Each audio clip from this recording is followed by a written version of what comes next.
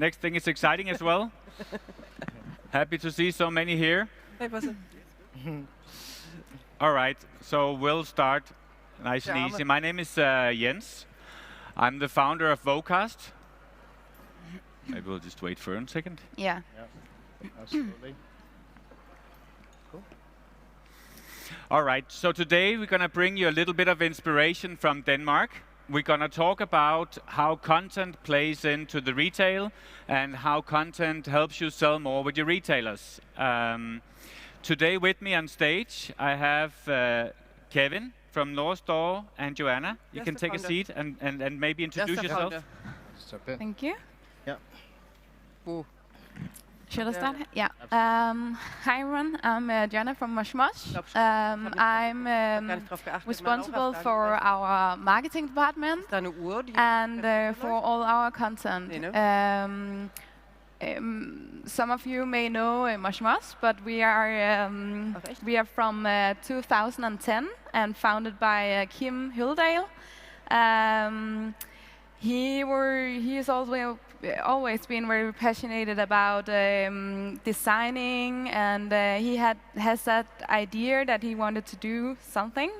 So he started creating 5 pair of jeans, and he actually came out of a divorce. He was broke, but he really wanted to do this.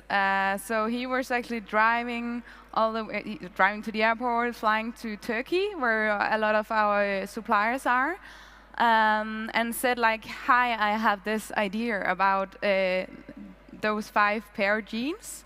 Can you help me?" And they started to create. Kim went back home to Denmark, got some jeans, were driving by himself out to a lot of shops and asking, "Hi, do you want to take this brand in?" And they were like, "No, we have a lot of brands. We're not really ready to take any more in." And he was doing this like for a half or a whole year, and then suddenly somebody took it in, and we just expanded women were starting wearing jeans, and then like everyone asking, "Oh, where are those from?" And then everyone wanted the jeans, and then it was just like growing from there. So now, fast forward 12 years. Yeah, 12 years now. So we placed in Kolding. It's a 1-hour drive from the German border. And you're up to 900 clients in Germany. We have 900 clients in Germany, yeah, and 2,500 clients in total. We are in Europe, Australia, Canada. Yeah. Thank you for the introduction. And we chose to invite Mosh for the talk because you've been very client-focused all along, growing throughout Corona with a very nice client focus also through content that we're going to talk about today. Also representing the retail side of things, Kevin, could you introduce? Yeah, I'm Kevin Kafesu. I'm in charge of retail and communications at Norse Projects. So I oversee the buying for the multi-brand business, which is the Norse store, which is what more people are more familiar with. But I also see the communication side of the brands, and that includes collaborations, partnerships, and everything on a strategic level that helps the brand grow in terms of visibility. So I'm in charge of that side. Thank you, guys. Okay, so today talking about how content drives sales with retail. Naturally, why do we find that is relevant? I represent Vocast, and we set out to build a PR tool to do press releases, newsletters, and to share images with editors. And that was the way to make a brand known 20 years ago in Scandinavia. But what has happened while we've been around is, and I believe it's happening faster in smaller, more digital markets than Scandinavia is, we've had a big change in how our brands get known. Because traditionally you would wine and dine a handful of editors in a country like Denmark, and like 5 people would control your access to the market. And so it was doable. You could pay the drinks and pay the dinners, and it worked, and they would publish you. But today, I'm not the one to say that magazines aren't relevant in Scandinavia anymore. You still have to do that, but they represent a very little fraction of the market because the reach is so limited today. So I believe the Scandinavian brands has had to kind of innovate on how they reach their market. So obviously for anyone, social media is big today, all kinds of digital media is big today. So you have people doing influencer marketing and all these things. But what we've seen the last couple of years is more and more clients treating their retail clients as a reach to the market. And what really put it on the spot for me was Black Friday 2020. You know, you probably all know Black Friday. It's a huge shopping event. It's about driving, you know, all these bargains and offers. And usually it's more or less an analog sales day. But in 2020, we saw the first all-digital Black Friday. And Vocast, we serve around 3 million users every month coming into our clients' image banks to get assets. And during Black Friday, that number went up 40%. So we knew that wholesale people were using it to share some e-commerce content with their clients, but it blew our minds how much marketing content retailers needed to sell product. So since then, we've been, you know, digging into this to see how this works. And it seems Mosh has been pioneering this for a long time. So we see some of the clients we have, even small clients, have 5, 10, 20,000 downloads a month. That is retailers getting social media content to sell more products. So if you have all these, like Mosh has 900 retailers in Germany, 2,500 in total. If you take an average number of followers on Facebook, Instagram, and you multiply that by 2,500, that's a big reach. And it's your clients, they already bought your product, so why not, you know, service them a little bit more? So for us to see, it's a very huge potential that more brands should be plugging into, and it's even good service for your clients. So when we're kind of preparing for this talk, you told me we don't have PR agencies. Our clients is our PR agencies. So please talk about how you do this. Yeah. I think we've always had like a really strong DNA in everything we do, and we really know how we want to make all our content. So it's always really important for us to make content that all our retailers can use. And why I'm telling you this about that I see our retailers is like our PRs, is that if you take like the 900 retailers and see if they have like around 1,200 followers on Instagram, and then it's actually 1 million followers for us. And we know we don't have any, like we don't own any shops, we only have retailers. But they use our content because it's not just images shot in like a photo studio. We are an international brand, so we really want to travel and like make a story out of all our content so that our retailers can use it. So what we see is that they are using it in like on the not just in the social media platforms, but also in newsletters. Like they are printing advertising for their shops in like local magazines with our images. Yeah. And how did you kind of establish this strategy? How did you get onto this, and how did you perfect it? I think it's just like it is a part of who we are, because we want to talk not like to our retailers or to the end consumer. We want to like talk with them. So it's really important for us to like, we have like 21 agents around Europe and Scandinavia. So it's very important to like teach them how they can use the content, and so they can like tell all the retailers they invite into their showrooms how to use this. Yeah.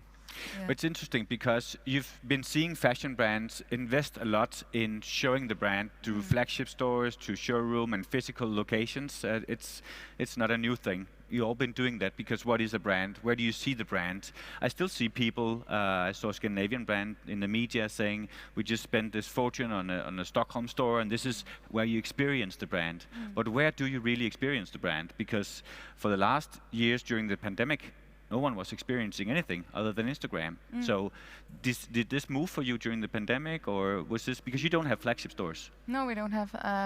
So where do you see Mosh? Yeah, on Vocast, of course.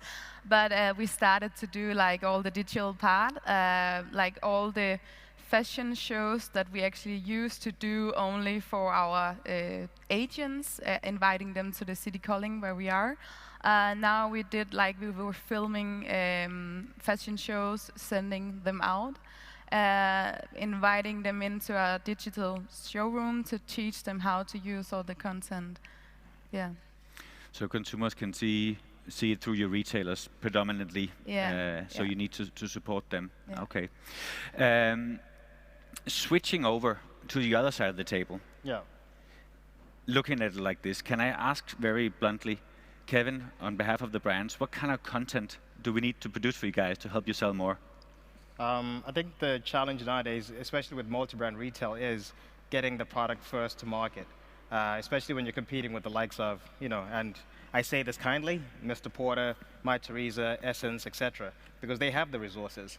And for the smaller entities, the smaller independent businesses, and I'm not saying Norse Store is a small independent business, but our resources are mainly focused on Norse projects. Therefore, the Norse Store is a bit of, what can I say, it's the universe around the Norse brand.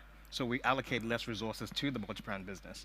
So for us, assets as simple as a simple pack shot, size grids, product description, fitting imagery, all that material is really good for a small marketing team to actually get the product online in time, because in most cases, I mean, we're a AAA financially registered company, like in terms of our credit rating, so we can ensure that we get good terms and we can get the product in good time.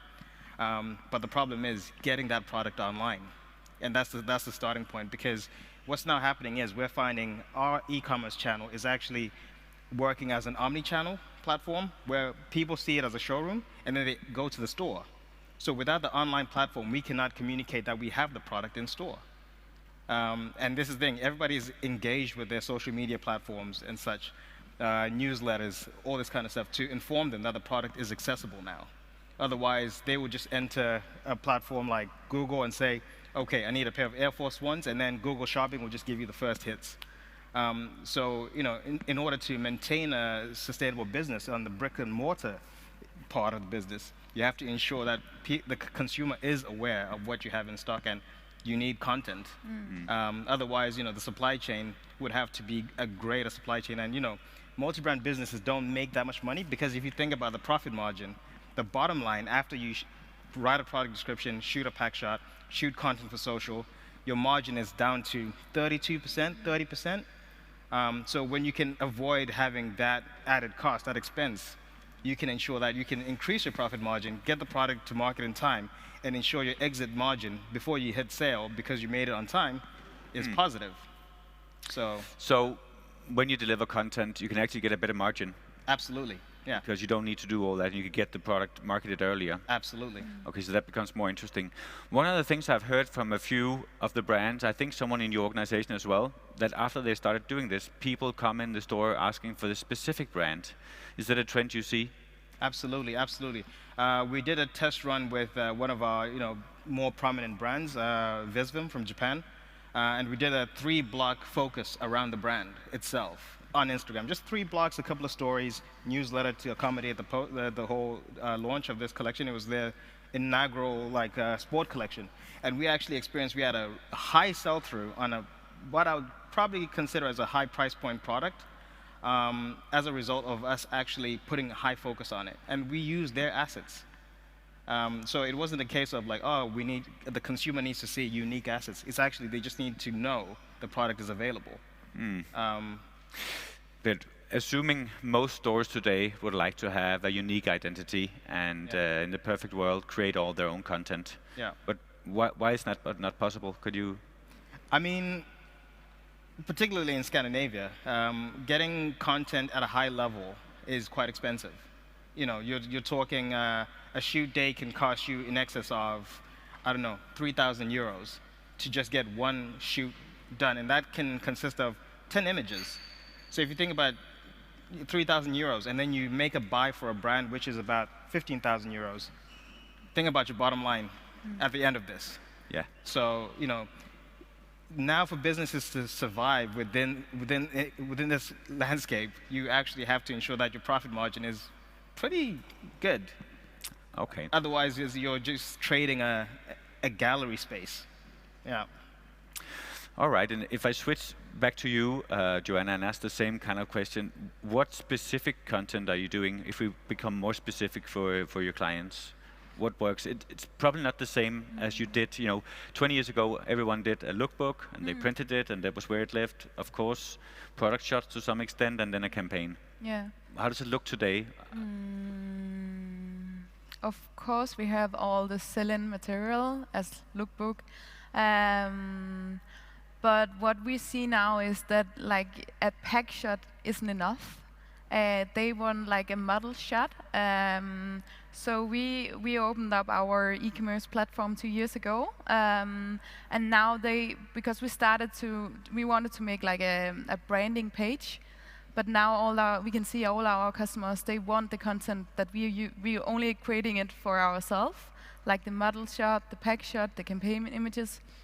But now they wanted to put it on our image bank, so they also can use it, because it's easier than like the customers can see the clothes on, and also we started to do videos, so you can see a model wearing it in a studio, see how it fit the model, see how she's walking back and forth. And then we also we hired a copywriter, so she's doing a lot of like product text for us, so our retailers can download it. So they have like a whole package, so it's easier for them when the products arrive, or like 1 or 2 weeks before the products will arrive, they can like put it in and prepare everything, so they were ready to sell the products. Yeah. Okay, and so there's like a development in what kind of content you need.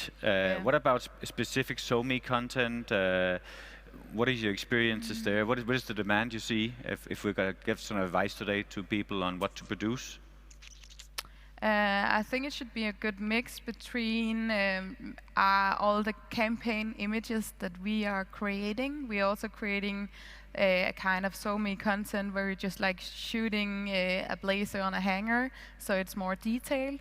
But then you really need to like make like more simple content, like on daily basis, like that everyone understands, like that. Like behind the Instagram platform, there is a real person, because I think like we're moving from a time where the social media were a place where we were communicating, to now it's a universe where you get inspired, and you need to, if you're following a brand, you need to see yourself in that brand. So you also need to know who are your target group, and then you need to like talk with them and not to them. Yeah, we had this discussion. There's a post or a pre-sale phase also, where you're warming up, and used to be also before this kind of digital revolution, and maybe before the competition between brands came so intense, you could buy a brand for its unique tailoring, could buy them for like colors or whatever they do. Today, you need to be mastering all things. So, how do you look at content? I guess you're finding brands online. Yeah. So what are you looking for there? I think for us, because we're building the brand mix around the Norse project's DNA, it has to be within the constraints of art, function, design, and innovation, for example. So within that criteria, that's how we pick the brands that we work with. And they need to reflect those qualities in the content. Yeah, and the POV is key. For example, if I give an example like Architects, for example, they are the masters within the outdoor scene. I mean, amongst many others, of course, but their point of view resonates much stronger with us as a Scandinavian brand through their minimal design and the craftsmanship, etc., and their also social responsibility and environmental sort of approach. So those are the kind of things that we look for, but at the same time, we also look for brands that actually have some sort of equity already, some sort of establishment within the market space that allows us not to put in too much work to help build it up. It almost should be plug in and play in a way, because a lot of the time, some of the brands that we work with don't have great budgets to actually create special content dedicated for us. I mean, the scale changes when you start working upwards to like Burberry, Gucci, etc. But at the moment, it's still like we're still working with a lot of niche brands. And what we also ask from these brands is like small talks from the designers. And you know, these videos and such can actually support us quite a lot in terms of educating the end consumer, but also educating the shop floor staff, because they are also customer facing. So it's one thing seeing a post on Instagram, but the guys on the shop floor need to be educated enough to then send the message across and continue that omni-channel thing. So online, offline, how can you combine the two and create this service design that is perfect, almost flawless, and say, okay, a guy comes in and sees a show, a Junior Watanabe show for SS23. They don't know that that jacket is reversible, but the guy on the shop floor does. And all of a sudden, that 1,000 euro jacket turns from a very expensive one jacket to you getting two jackets because the shop floor staff knows what they're selling. And in most cases, a lot of the times, especially when you go to big department stores, there is this disconnect where the guys on the shop floor, or the girls, they don't know what the product they're selling actually is. It's an interesting thing. How do you convey the unique DNA of the brand, the craftsmanship? Because, you know, I'm a journalist by education, so you're looking for a good story. You're looking for what sets us apart, what's the unique thing, and that's generally what salespeople are looking for as well. So that's typically in fashion, in the design, in the production, in the sourcing, all around those things.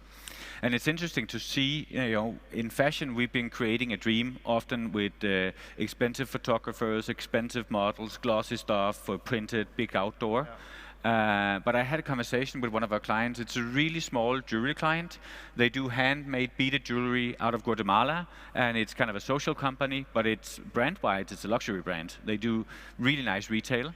And the best scoring content they did last year with one of the really big retailers, one of the prime Italian retailers on Instagram, was a handheld iPhone video from the production in Guatemala, where they took them around. So that authenticity, it cost them this much to do it.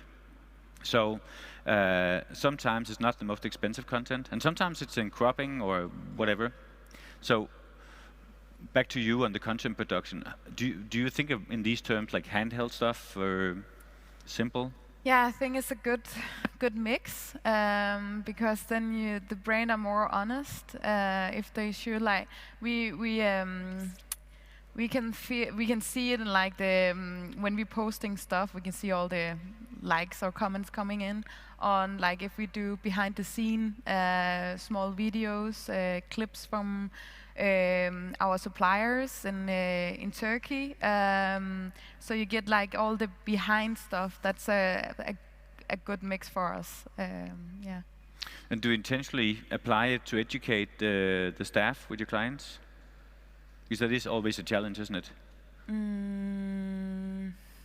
Yeah, I don't. Yeah, I'm not sure about that. We haven't done it yet. No, but of course, if it represents the unique, you can say USP or the craftsmanship, it does have an educational purpose. Yes, of course. Yeah. So looking forward, where is this heading? What are you guys planning to do in the future? Is your content budget going up or? No, I think it stays the same, but we have a huge budget only for content.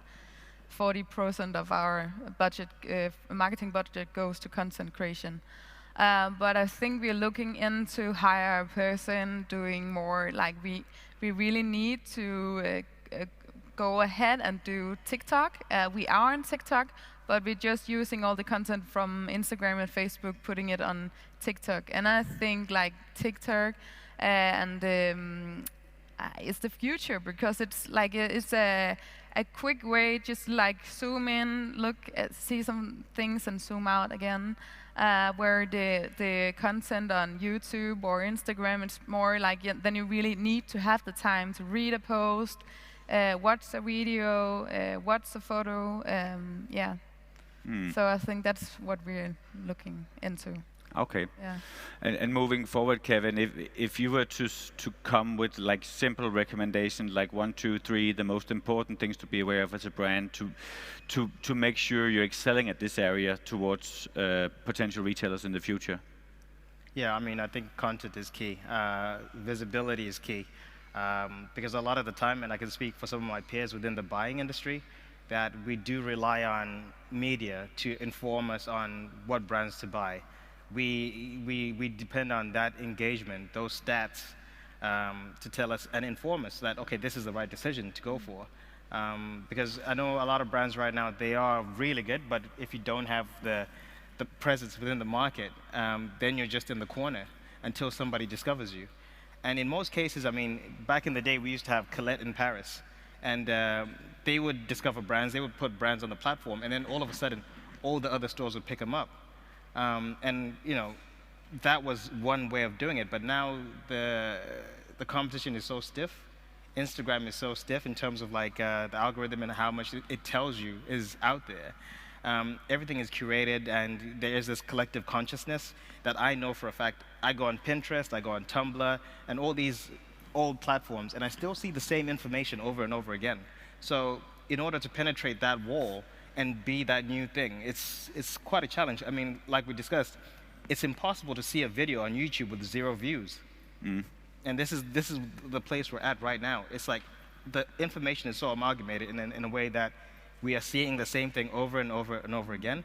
And if you look at a lot of the menswear retailers, particularly within our contemporary segment, we're selling the same product.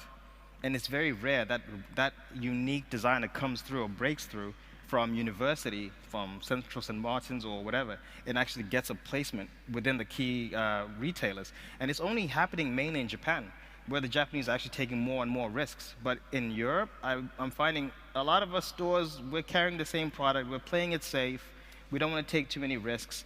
We want to sell what everybody else is looking at, what is being pushed on Instagram, etc.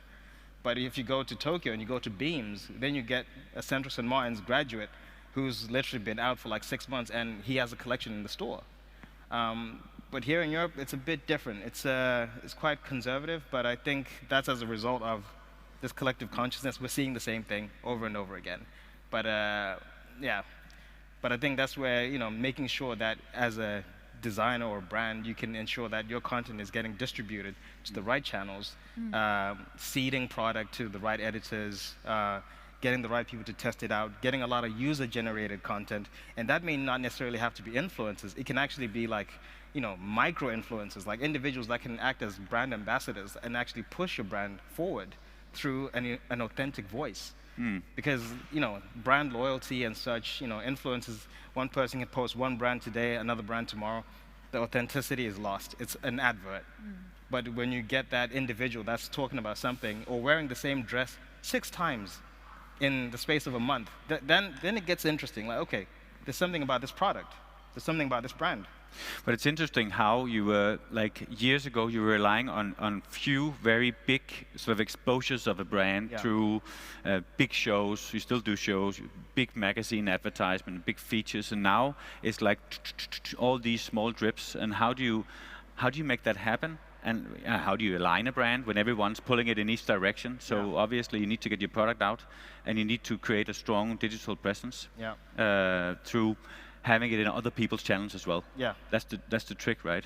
Because you can put it on your own Instagram and your own channels, but getting other people to do it is where the multiplier effect comes in. Exactly. And I think growing up, like professionally working in Copenhagen, that came natural to every brand. Very small brands are looking to be very big. I saw on the trend thing here how many Danish brands that I thought, how did they make it up to the States? It's such a small brand, but they're making it look big because the digital presence is huge. We come and see them. There are 5 people and a dog, but but it's true. But they're doing well. Like where does the brand live? and the CEO of one of our clients. There are like 3 people here, apart from the production. She spends 70% of her time on content. It's the CEO of the company, and that led her to sell at My Teresa, at Louisa Via Roma, and all like Selfridges, I think, as well. Many luxury retailers. It looks big. She's where she needs to be. But if you see the office, it's like more like a closet, actually. But anyway, we're happy to take questions if anyone is curious to explore this more. We find that, yes, please. I think there's some mic here.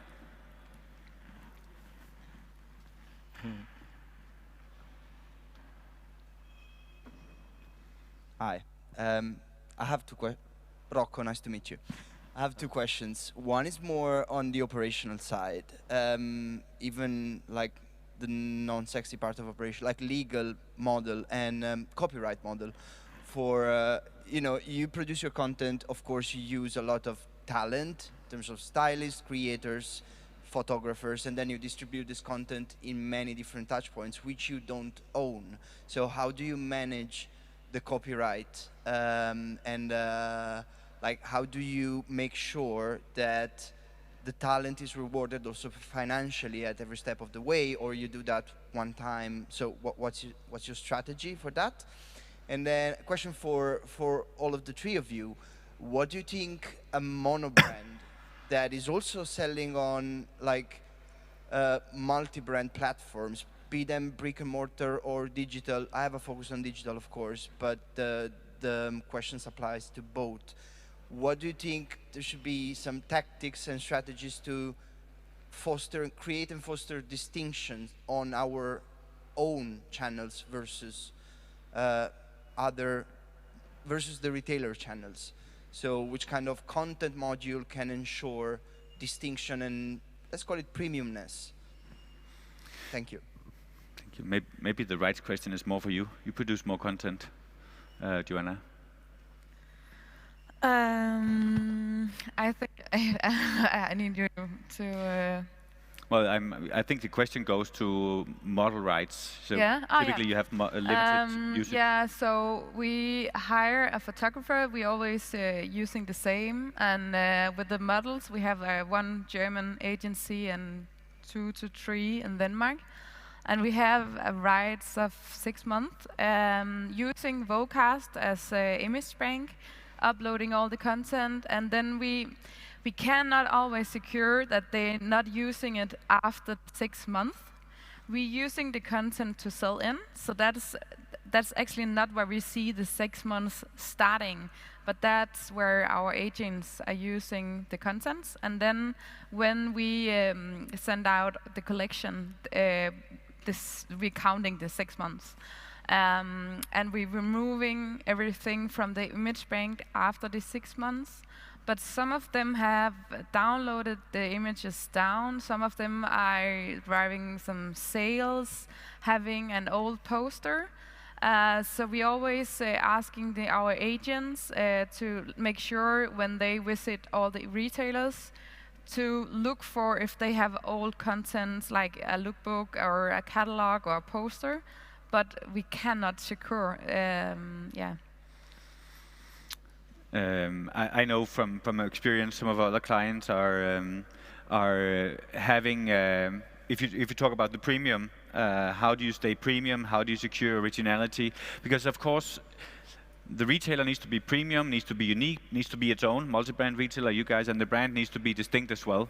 And one of my really cool guys, ATP Atelier, you should check them out. It's a Swedish shoes, bags, accessories brand. I know they have been doing sort of segmented content. So for prime retailers, they've been doing customized content. And actually, I couldn't recommend for everyone, but they use their own staff as models. And for them, it becomes a wonderful thing because it opens up the company and shows the liveliness and the DNA and the wonderful people inside the company. So I think it's working wonders for them. Well, obviously, we can't all do that. But then, of course, it's about reserving different tiers of content, and I think it's also a partnership thing. Kevin, maybe you need to help me, but see your retailers as partners, ask them, communicate, ask them what they want, and take notes and fill that in. And when you're doing content production, you have different segments of content. Absolutely. I mean, it's a good question on the premiumness, because for me, I see it as like the brand is controlling the narrative. Because quite often you will get the narrative being skewed by the retailer because they don't quite understand or grasp the concept of the overall identity of the brand. But of course, there is this challenge of like, you want to make something unique, you want to, filter it through the lens of your own retail business. But of course, if you've got the money to like create amazing content, absolutely. But there is something about controlling the narrative and ensuring that the customer sees the brand through the lens of the brand, through your platform, of course. And then there's also just, for people to know that the product is there, that's where we start. And then building on, making it more premium later, so to speak, but just having the word out to market, sell, push, and sell out the collection. Completely. But I will say, VU Store here in Berlin, they do a fantastic job in terms of creating content. And a lot of the content that they're creating is actually shot on iPhone, which is quite fascinating because they can shoot a Margiela 3,000 euro net on the floor, on a concrete floor with natural light, and it looks beautiful. And the good thing about that is they've created this identity which is consistent. But for some other retailers, it can be quite challenging to build an identity similar as to the likes of VU, and that's where it's easier to just use content that is distributed by the suppliers. But it's a great question, though. It's a really good question. Yeah. I'm getting signals that the time is running out. Maybe one question you can do? Okay. Do we have time for one more question? Yes? Okay. Can we get the mic for this gentleman here? Right there. In the back? In the back. Hi. How, if I can reframe your question, how are you guys using communities or creating your own online communities to increase sales for fashion brands? So instead of a content-based, a community-based, and what's the importance of that word for you guys? It's a big question. Yeah. To cover in 1 minute. Well, I'm not creating communities. I'm doing content sharing on behalf of clients. I mean, I can speak on behalf of Norse. Right now, we're working with a lot of individuals, like not just content creators, but actual ambassadors, people who are like living within the realms of like the outdoor nature, but also architects, engineers, and such. And it's not just a matter of like seeding product, but we're working with them on a dialogue basis where we're actually getting a lot of feedback from them. We may flow them beta testing product, and then we actually get their feedback to actually tell us, okay, how can it be improved? And we are trying to build more and more of this community where we not only share what our patrons are wearing, but at the same time, we are trying to enable them to sort of like be a part of the process, be a part of creating the Norse identity, the idea. Because again, Norse started off as a skate brand, it was like printed t-shirts and such, and now we're like making Gore-Tex jackets and everything.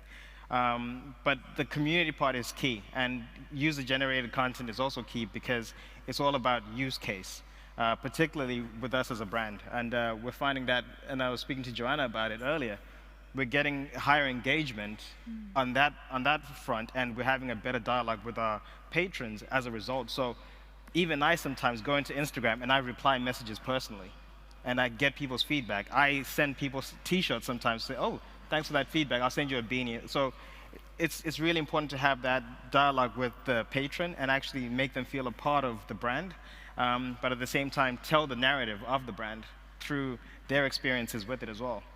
But yeah, community is key. And that above influencer marketing, community is key. Yeah. All right.